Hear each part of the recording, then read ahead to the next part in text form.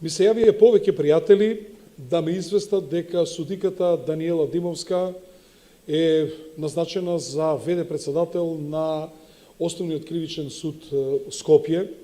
И јас си честитам на нејзиниот избор. Нормално е секој да сака да напредува, но да напредуваш преку газење на лешеви, навистина тоа е прво нечовечки.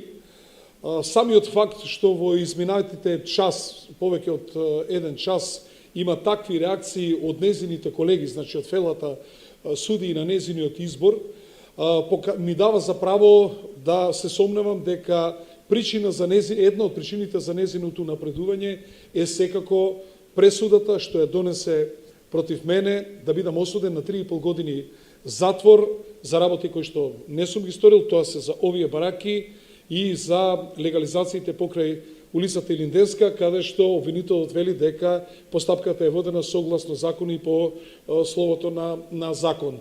Ова е само уште една потврда дека судството е партизирано и можете да ја видите сега паралелата. Судиката напредува по заслуги, ама тоа е по партиски заслуги. Јас сум напредувал и сум бил 4 пати градоначалник на општина Карпуш, исто така по заслуги, али тоа е заради добро служење на граѓаните на општина Карпуш. Нормално е да размислувам дека незиното напредување е награда за пресудата што ми беше изречена од страна на она арамиско гнездо сместено во Белата палата, а дека таа само беше поштарот што ми ја соопшти пресудата на 23 април, и кој што се уште, впрочем, ја немам добиено. Ќе ме запрашате дали сум резигниран, дали сум разочаран. Да, бев разочаран кога ми беше соопштена пресудата, но сега кога ова го слушам, напротив, ова ми дава повеќе мотиви, повеќе енергија и повеќе доказ дека јас сум неправедно осуден и дека мојата пресуда е политичка, и ова е само мотив повеќе да ги бодрам карпошани на идните локални избори да се борат и да не дозволат канџите на Кристијан Мицковски и неговата ДПМН заедно со неговата клика да ги гнезди овде, да ги зарие во Карпошовото месо и да од Карпош го претвори во партиска испостава.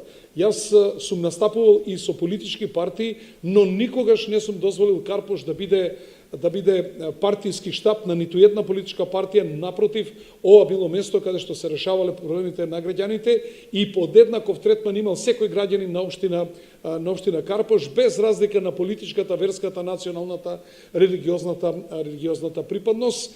За жал, ние сме сведоци дека денеска во највиталниот дел на општеството, а тоа е судството, дека и ова власт се потруди максимално да ја испартизира.